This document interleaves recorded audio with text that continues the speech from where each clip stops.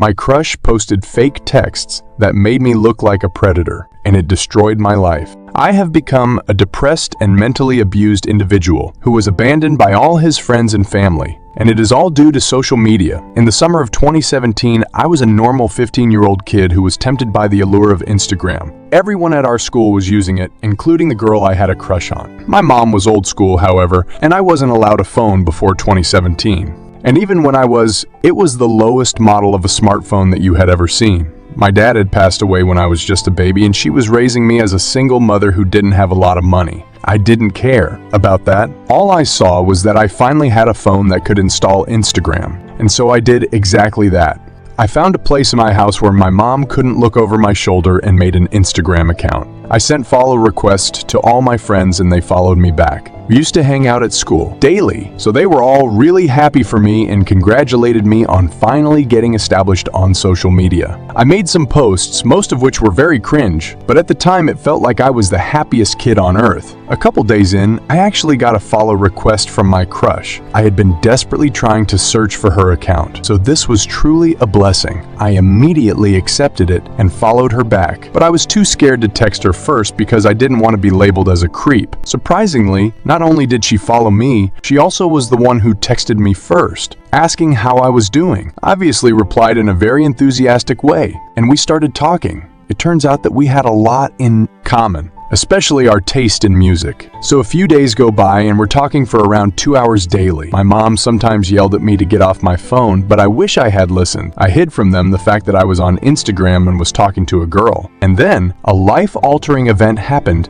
that changed how I viewed the world as a whole. Summer break was getting closer and closer, and I wouldn't be able to see my crush at school anymore. So I was considering confessing to her via text and just shooting my shot. While I backed out from that decision, our conversation one day kept on going in that direction. We were talking about relationships and love when she asked me if I had a crush. Instead of answering, I asked her if she had one, and she said yes. For some reason, I got really excited and just blurted out that yes, I have a crush, and that crush is you. It was all downhill from there. She didn't reply to a single text after that. I thought I had completely fumbled it, but it wasn't the end of the world, right? Well, apparently it was for her. The next day, she posted some texts from my account to hers that I had never seen before. They were disgusting, vile messages that were threatening to do things to her that I had never even known existed. I knew that I had never sent those texts and asked her why she posted a fake screenshot, but she didn't reply. Everyone who saw her story immediately believed that it was real and turned on me like I was a villain. I got texts from all my friends calling me a creep and a degenerate. I kept trying to deny the accusations, but it was of no use. There were still 2 more days left before summer break started, and they were going to be hell for me. I was avoided like a plague in my classroom, and no one wanted to even look at me, including my ex-crush. I shouted at everyone like a madman, saying it wasn't me. I never sent those texts. By that point, any feelings I had for her were long gone, and I was just desperate to prove my innocence. Well, apparently, one of the girl's parents had seen what she posted and had contacted the school to report me for harassment. You would think that the school would conduct an investigation to find out the truth, but no,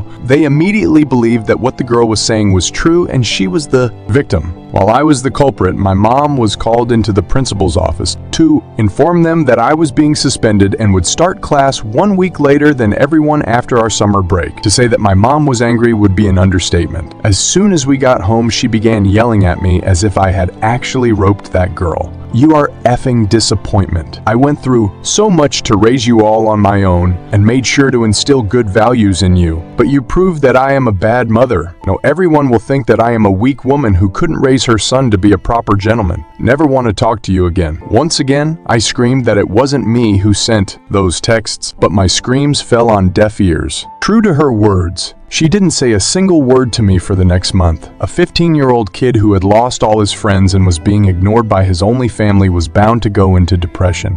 At first, I was no different than a cringy teenager who faked depression for attention. I would avoid eating and stay in my room, refusing to come out. But instead of attention, my mother just kept on ignoring me. If I didn't come down to eat, then I could starve in my room for all she cared. Nevertheless, I would only come out for food and otherwise stay inside. The only TV in our house was in my mom's room, so I obviously couldn't watch that. Even though she never said a word, I could tell from her eyes when she was angry. And when she wasn't, I would hear her getting berated and insulted by neighbors because they got wind of what I had allegedly done. Every single time that happened, she would come home and glare at me like I was the devil, but still never said anything. So I tried to find solace in social media, also known as Instagram, but that was the source of my pain in the first place. I would keep scrolling through memes until I fell asleep. I would also sometimes get messages from people who used to be my friends, saying that they forgive me, and then they would post my replies on their story with laughing emojis. I deleted that app but soon reinstalled it because I had nothing else to do.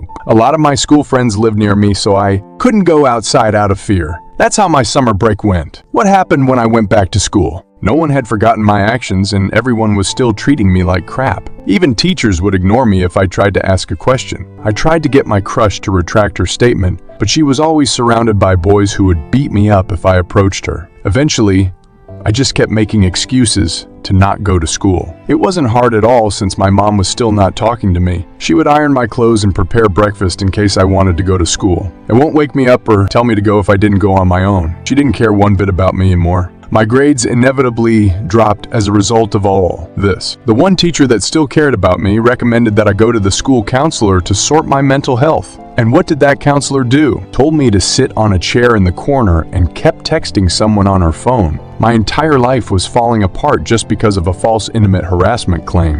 And the worst part was yet to come. The next 3 years were more or less the exact same. Since I no longer had any friends, I became the weird kid at school and was subjected to targeted bullying. By that, I mean that my appearance or other qualities weren't being insulted, but rather everyone just kept calling me a predator. It messed with my brain so much that for my last year of high school, I barely even went to class. I have no idea how I didn't fail, but I did manage to get a high school diploma. Obviously, I had no desire to go to college or do anything at all. I didn't know what to do with my life. I even considered ending it, but was too much of a coward to go through with any of my plans. Now, while my mom never said a single word in those 3 years, she had actually planned something for my future, and that was to kick me out as soon as I turned 18. For my birthday, I didn't get a cake or a present, and the first sentence that my mother said to me after that incident was, "Get out of my house and never come back. I regret raising a man who would treat women like that and don't want to look at your face anymore." 3 years had passed by then, so I was a very depressed and broken down teen. I didn't even argue with her or tried to prove my innocence anymore. Instead, I packed whatever I could carry in my backpack and left the house.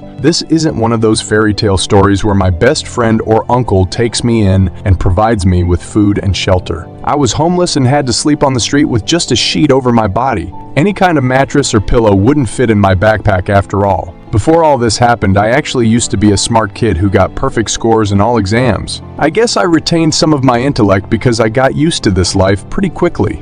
I watched other homeless people and how they got their food and I copied them. I begged for money and looked through trash cans all over the city. I can count on one hand the number of nights where I slept without an empty stomach. It truly was hell, and my depression never went away, so I never found any motivation to go anywhere with my life. It's not like I had any money to apply or prepare for college anyway. Sometimes I go back to my house to see if my mother had a change of mind and is looking for me. I have done that for 3 years and can tell you for sure that she doesn't regret her actions. I am living in a homeless shelter right now that gives shelter to those without a home or a job. My sleeping area is filled with other people who haven't taken a bath in months, just like me. Every day it feels like my body is crumbling away. My most prized possession is still that one cursed smartphone. 6 years since I first installed Instagram and destroyed my own life just because I couldn't keep my mouth shut. I charge that phone every single day and look at my old friends' Instagram accounts. Everyone is doing really well except me. I am just a broken man who is probably going to drop unconscious at some point and never wake up. And for what? Just because of a few words from one girl who didn't have any proof, and my life was gone. Poof. Magic just like that.